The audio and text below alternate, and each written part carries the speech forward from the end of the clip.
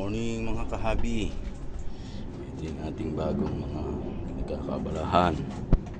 Ating mga betta fish. Si Whitey. Ooh. Ito may white. Ito naman.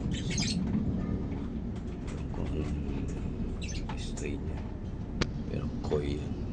Koi. Candy koi. Ito naman yung ating breeder. Yan, bago binigyan. Kanyang partner. Grabe, ang dami ng ano yan. Siguro mga inanak nitong dalawang to, nasa 500. Ilan kayang matitira nun? Grabe, ang dami. Nasa ganun, more or less. 500. Ito, breeder ko rin to. Ito. Si Black. Ito yung aking pinagkakaabalahan. Ito yung mga avatar. Hey, where are you? Ayan, si green. Green pero kulay blue. And then, ito yung breeder ko. Ayan, betta fish. Wala pa tayong work. Hindi pa tayo bili. Ayan. Oh. Diba? Ganda.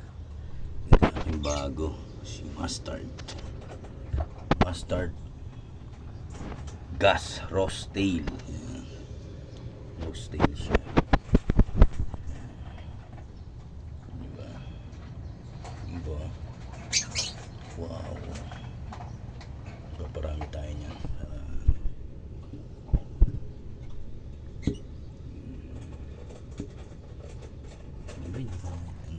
It's MPK, HMR, ganun.